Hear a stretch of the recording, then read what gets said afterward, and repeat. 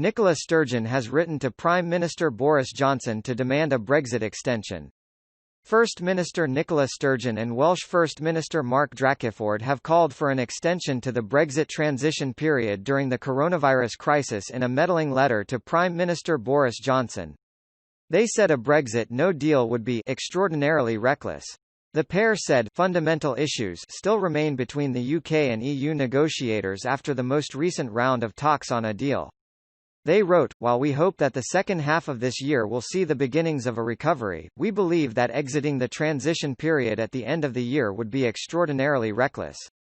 It would pile a further very significant economic and social shock on top of the COVID-19 crisis, hitting businesses whose reserves, in many cases, have already been exhausted, leading to more business closures and redundancies.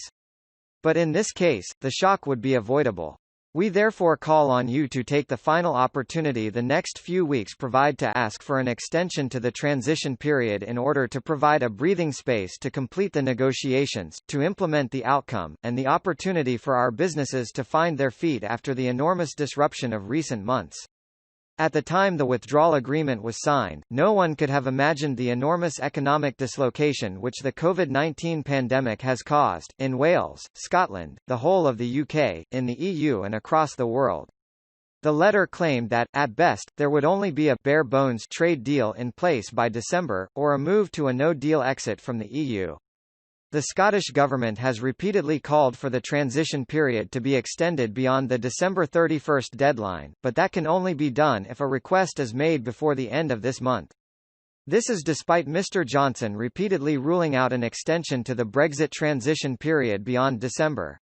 Mr Johnson is set to take part in a virtual summit with EU Chief Ursula von der Leyen to try to break the deadlock in post-Brexit trade negotiations before the pace of talks are intensified.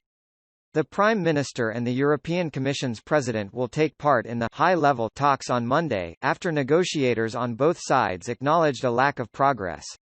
The teams have also agreed to an intensified timetable for July with possible discussions in person if public health guidelines enable them during the coronavirus pandemic. European Council President Charles Michel and the President of the European Parliament, David Maria Sassoli, will also join the political talks. A Downing Street spokesman said, the UK and the EU have agreed an intensified timetable for FTA negotiations in July. This new process will involve a mix of formal negotiating rounds and smaller group meetings, both in London and Brussels, assuming public health guidelines enable this. The UK is in a transition period in which it continues to follow EU rules until the end of the year. But businesses and critics have called on the UK to ask for an extension before the end of July deadline to prevent a damaging cliff-edge departure. Number 10 said the pace of talks will be scaled up so negotiators will meet in each of the 5 weeks between June 29 and July 27. The UK's 14-day quarantine period for new arrivals should not hinder the talks in its current form, with the rules having an exemption for those on official visits such as negotiations. The new details came after the fourth round of negotiations failed to reach a breakthrough last week.